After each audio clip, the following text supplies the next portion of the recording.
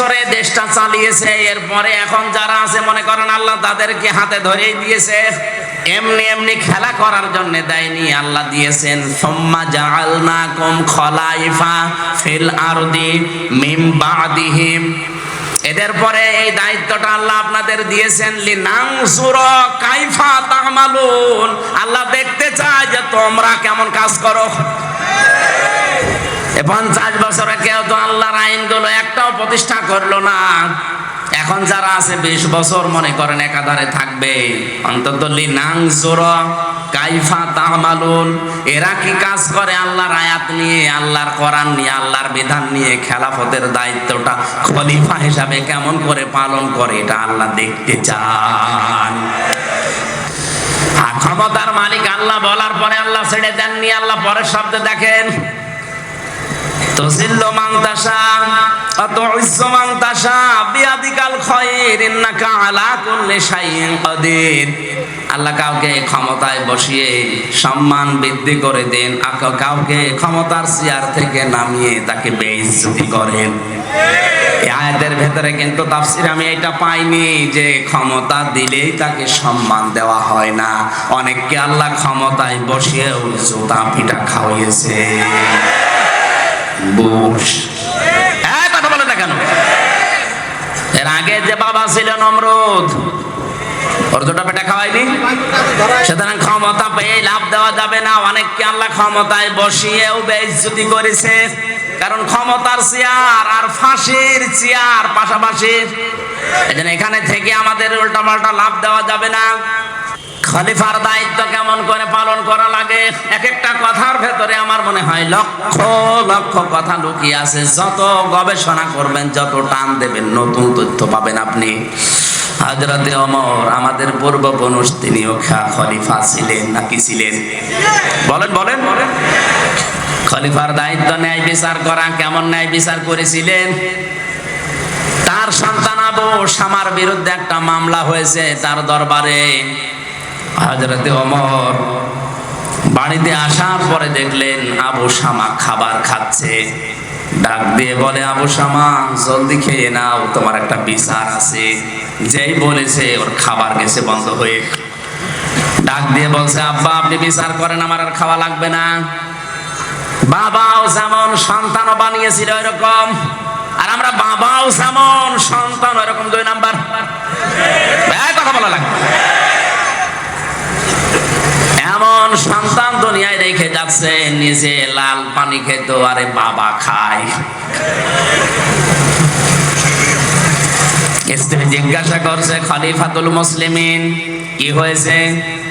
বলে, একজন মেয়ে লোক এসে আমার দরবারে বিচার দিয়েছে, তার নাতিকে নাকি আমার ছেলে ধর্ষণ করেছে। হযরত ওমরের স্ত্রী কথাটা শোনার পরে বিচলিত হয়ে পড়লেন, চিন্তা করলেন এত স্বাভাবিক মানুষ না, কোরআন দিয়ে আল্লাহর আইন ছাড়া তো বিচার করবে না। সঙ্গে সঙ্গে মিটমাট করার জন্য পেছনের দরজা দিয়ে চেষ্টা তিনিও চালিয়েছিলেন।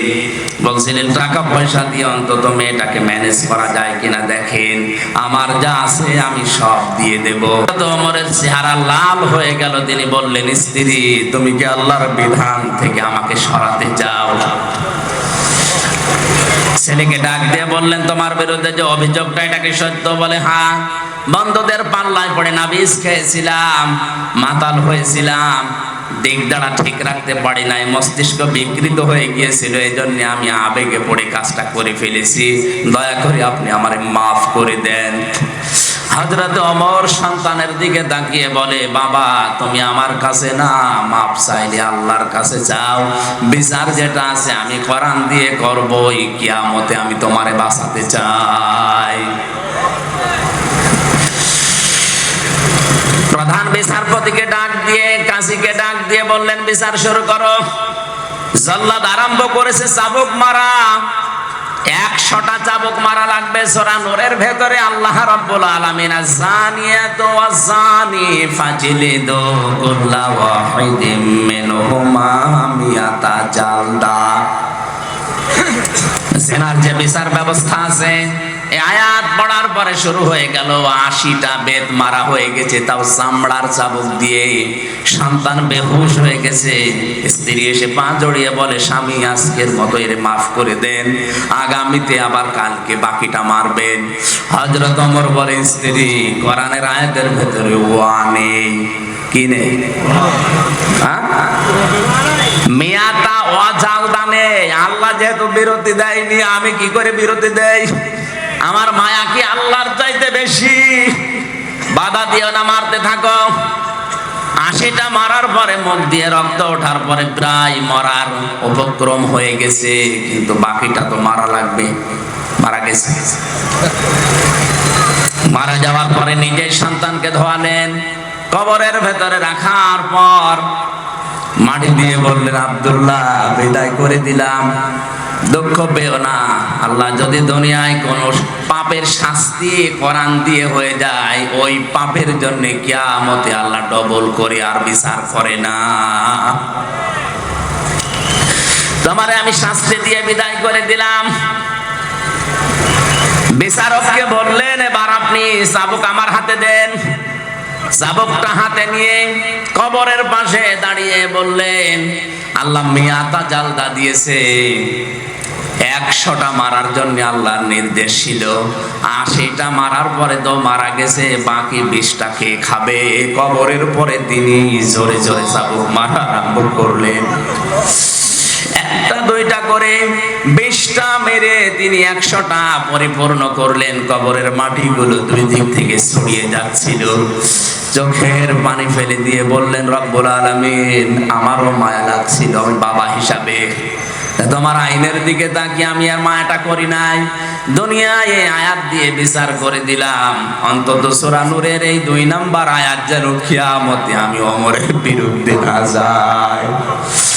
এই মন মানসিকতা নিয়ে বাংলার যারা বিচারপতি আছে, বাংলার যারা প্রশাসন আছে, 1734 জন যারা দায়িত্বে আছে, এই মানসিকতা নিয়ে যদি আজকে থেকেই দেশ চালানো আরম্ভ করে, আল্লাহর কসম এই দেশে খলিফার দায়িত্ব পালন হবে।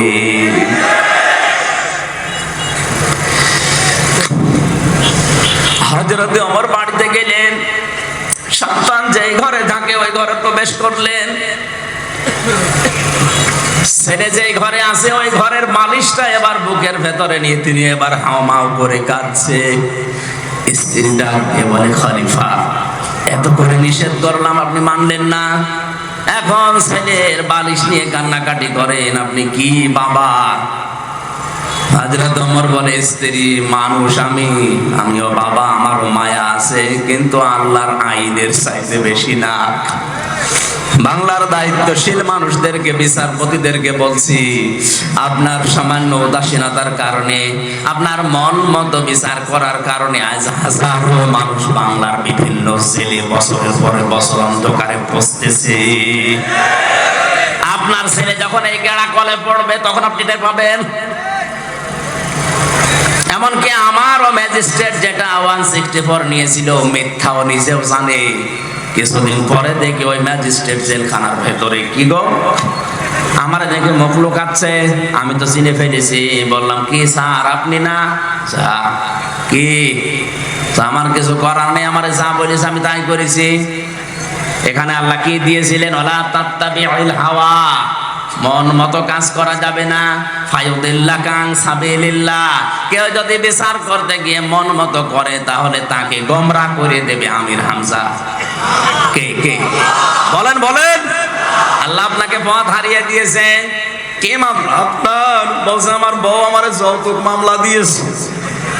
তোর বউ না, তোরে আরো কত মামলা দেবে? তোমার ছেলে, তোমার মেয়ে, তোমার বউ, তোমার চাচা, তোমার চাচাতো ভাই যখন এরকম গাড়া করে পড়ে বছরের পরে বছর মিথ্যা মামলায় জেল খাটবে, তখন বুঝবা যে দায়িত্বে থাকা কি। এখানে বিবেকটা এখনো কাজে লাগান, এখনো সময় আছে। আর যেহেতু 100 বছর পরে এখানে যারা আমরা আছি কেউ থাকবো না, নতুন মানুষ এসে এই জায়গা চাষ করবে। এই কথা বলেন না কেন? কার জন্য কি করে যাচ্ছেন আমি জানি না, আপনাকে বাঁচার জন্য আমি বলছি, আল্লাহর কসম আমাকে শত্রু মনে করেন না।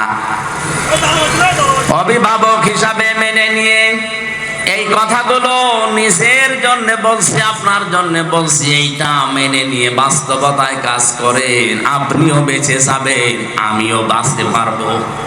আমি যদি সঠিক কথাগুলো এখন না বলি, কিয়ামতের ময়দানে আল্লাহ আমার দিকে তাকাবে না, কথা বলবে না, পবিত্র করবে না, জান্নাত তো দূরের কথা। এই তথ্যটা আছে সূরা বাকারা 2 নাম্বার পারা 5 নাম্বার পৃষ্ঠার 3 নাম্বার লাইনের 173 নাম্বার আয়াতে আল্লাহ রাব্বুল আলামিন বলেন, ইন্নাল্লাযীনা ইয়াকতুমুনা মা আনজালাল্লাহু মিনাল কিতাবি ওয়া ইয়াশতারুনা বিহি সামানান ক্বালিলা উলাইকা মা ইয়াকুলুনা ফি বুতুনিহিম ইল্লান নার ওয়া ইউকাল্লিমুহুমুল্লাহু ওয়া ইউযাক্কিহিম। কোরআনে কারিমে আল্লাহ আয়াতের ভেতরে সারমর্ম হিসাবে জানিয়েছেন, নিশ্চয় যারা গোপন করছে করবে। একতমন, এটা মোজারে, বর্তমান ভবিষ্যৎ, প্রেজেন্ট ফিউচার। আল্লাযীনা ইসমে মাউসুলা শুধু আমির হামজা এর ভেতরে একা নেই, তামাম দুনিয়ার সবাই আছেন।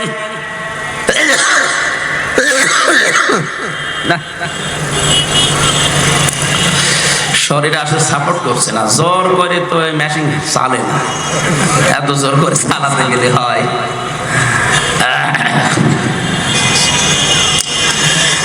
আল্লাহ পাক বলেন, নিশ্চয় যারা বর্তমানে করছে ভবিষ্যতেও করবে, যা আমি আল্লাহ আমার কোরআনে নাজিল করেছি, দুনিয়ার কিছু স্বার্থ পেয়ে অল্প মূল্যে এগুলো চেপে রাখে, গোপন করে বিক্রি করে। উলাইকা মা ইয়াকুলুনা ফি বুতুনিহিম ইল্লান নার ওয়া লা ইউকাল্লিমুহুমুল্লাহু ইয়াওমাল কিয়ামাতি ওয়া লা ইউযাক্কিহিম ওয়া লাহুম আযাবুন আলীম। কতগুলো শাস্তির কথা দেখেন। কিয়ামতের দিন আমি আল্লাহ তাদের সাথে কথা বলবো না, তাদের পবিত্র করব না, তাদের জন্য কঠিন আযাব আমি আল্লাহ রেডি করে রাখছি। এবং কি ওরা দুনিয়ায় যে হাদিয়া তওফা, যে বেতন ভাতা, যে নজর নিয়ে আসবা, এগুলো দুনিয়ার কোনো সম্পদ না, সব জাহান্নামের আগুন।